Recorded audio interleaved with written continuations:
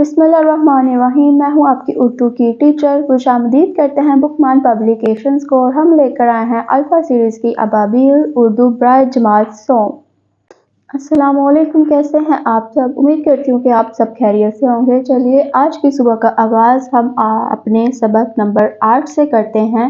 آج ہم سبق نمبر 8 پڑھیں گے اور ہمارے سبق کا نام ہے پاکستانی مشاہیر یا رہنما علامہ اقبال رحمۃ اللہ علیہ۔ یہ ہمارے سبق کا نام ہے۔ اس سبق کو شروع کرنے سے پہلے سب سے پہلے دائیں جانب کالم میں موجود حاصلات طالب کو پڑھ لیتے ہیں۔ اس سبق کی تدریس کے بعد آپ اس قابل ہو جائیں گے کہ ایک جملے میں ایک سے زائد ہدایات سن کر اس پر عمل کر کے دکھا سکیں۔ توجہ سے سن کر اپنے رد عمل خیالات کا اظہار درست تلفظ اور لب و لہجے میں کر سکیں۔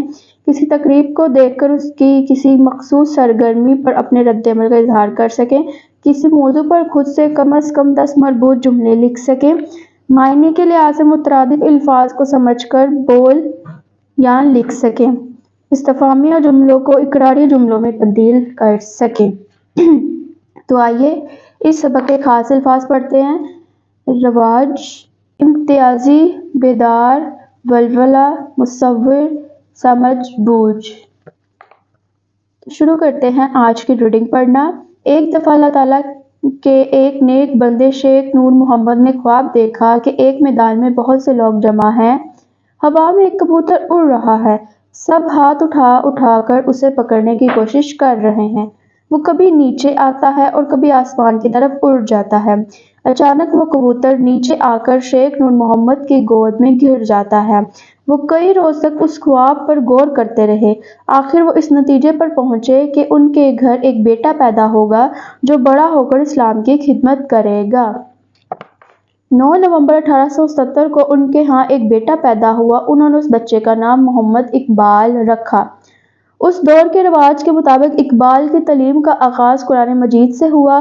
سمجھ بوجھ کی عمر میں اقبال نے سیالکوٹ کے ایک اسکول میں داخلہ لیا۔ آپ نے ایف.اے. تک سیالکوٹ ہی سے حاصل کی۔ آپ نے ایف.اے. تک سیالکوٹ ہی سے تعلیم حاصل کی۔ مزید تعلیم کے لیے آپ لاہور آ گئے اور گورنمنٹ کالج میں داخلہ لیا۔ یہاں سے آپ نے بی.اے. اور ایم.اے. کے امتحان امتیازی نمبروں سے پاس کیے۔ 1905 میں آپ یورپ روانہ ہوئے۔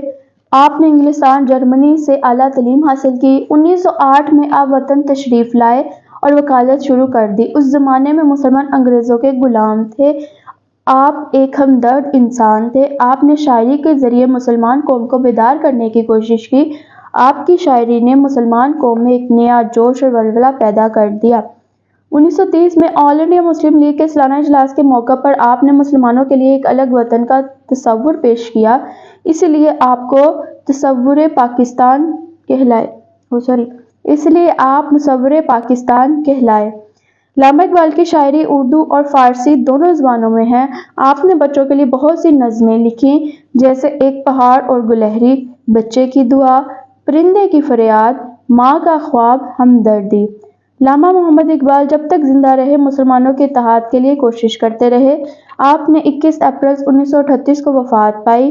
آپ کا مزار بادشاہی مسجد لاہور کے صدر دروازے کے باہر ہے۔ جی تو میرے پیارے بچوں، یہ تھی ہماری سبق نمبر 8 کی مکمل ریڈنگ۔